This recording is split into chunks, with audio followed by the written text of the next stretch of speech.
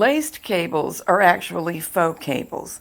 They don't truly have crossed stitches, but they sure do get a similar effect. The one I'm going to show you today is from my book, Can These Be Cables?, which is an entire encyclopedia of faux cables. But these are new patterns that I'm developing that will appear first in Country Knitting of Maine News and Views. The cowl is the one that you'll see me working on, and the scooty is based on the cowl pattern. Eventually that will become available too. In these patterns, the faux cable or laced cable is combined with half fisherman's rib, which is a good match because what we do is leave several columns of knit stitches in work while most of the fabric is half fisherman's rib. This turns out to be a really good match because it allows us some room to draw in the cables, as you'll see shortly. Half fisherman's rib may also be called English rib in your manual. You're looking at page 26 from the SK155 Ribber Manual.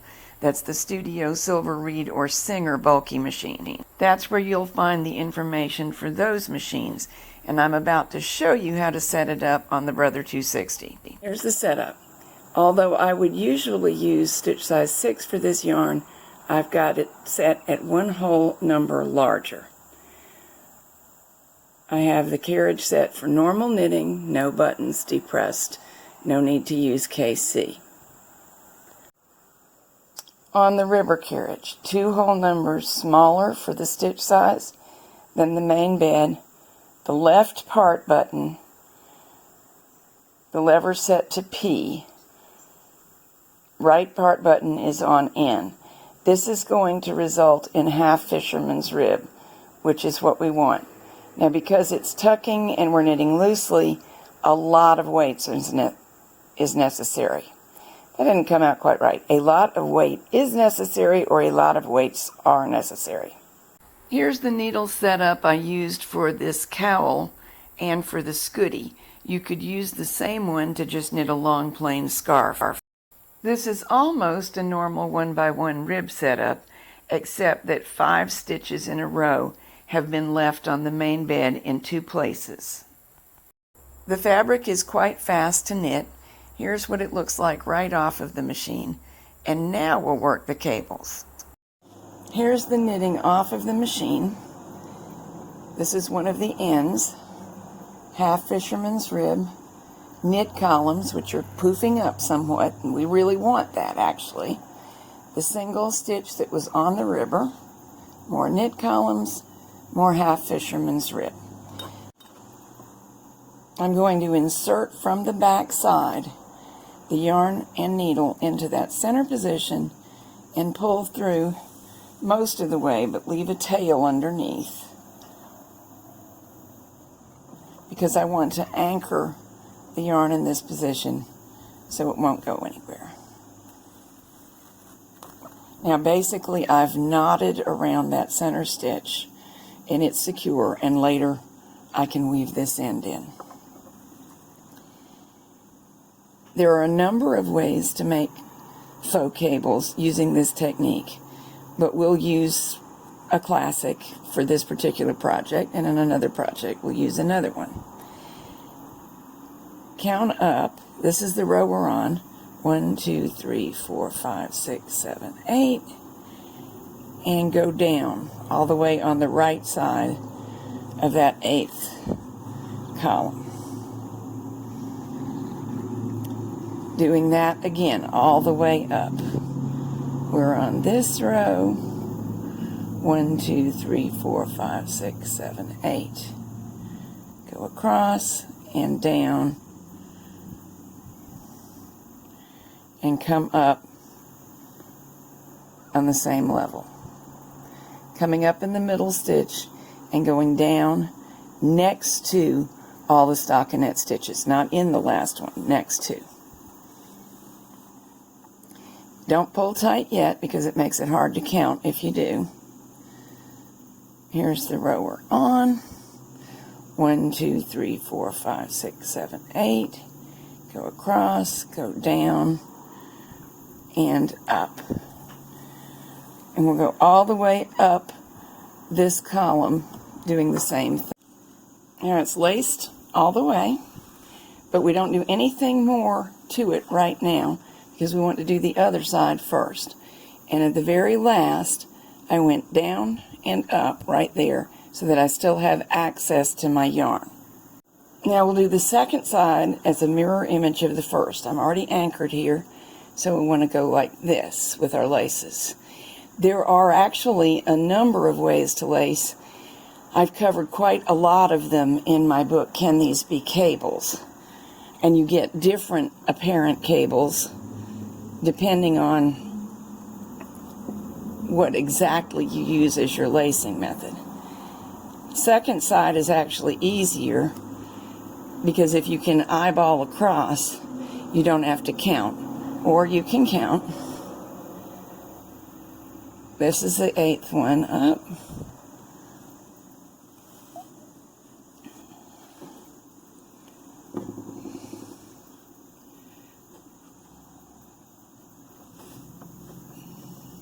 I'm just eyeballing across with the help of my yarn needle, which makes it super easy. And all the way up we'll go until the whole thing looks like that. There we are. The lacing is complete, but the cable's not formed yet. Just checking down to make sure everything looks even and correctly placed. Now up at the top, I'll release my needle, and we grab these two yarns and start pulling them evenly.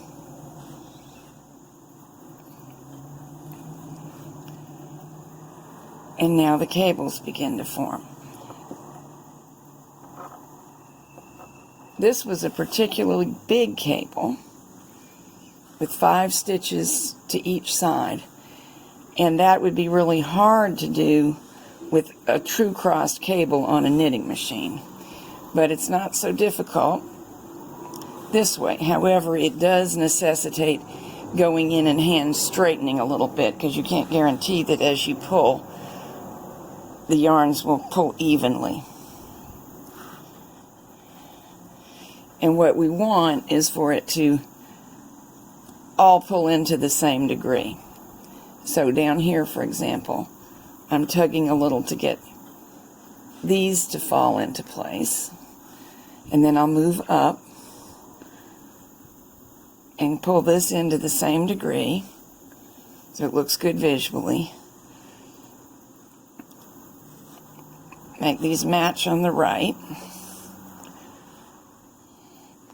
And go on up. Make them match. That one laid down in a way that wasn't the same as the other, so I'm just going to tweak it with my fingertips. It's not instantaneous, but it's pretty quick. This is just about right. I'm in the double checking process now. Let me show you something not to do. First of all, you can see that all the extra length here has been taken up by the drawing in of these cables. And the edge is now laying perfectly smooth. We could make a cool looking cable by drawing in even more, but now it's making the edge ripple. So if we wanted this effect, we would need to start with something different. We only want to draw the cables in to the degree that they match the edge. So I'll stretch it back out. Check it for laying down an evenness, and finally secure these tails. Now the edges are laying flat again, so that's good. I'll bring both of the yarns from the front to the back so they can be secured. With them secured, now there's going to be even tension up here, but you may have to tweak the last little bit of the cable kind of upward so as to even out the tension for the last little bit. And go down the cable looking for spots like that. What I mean, there's another one. See, there's a little dimple, and I really wanted this particular cable to poof out.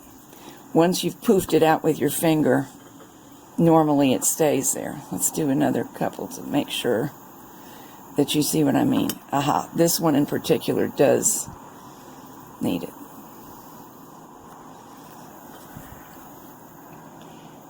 Now it should be pretty stable. Have fun working on some laced cables. If you find you love them as much as I do, the new patterns will be out for you soon, and Can These Be Cables is ready for you to enjoy now. It's available on my website, theanswerlady.com.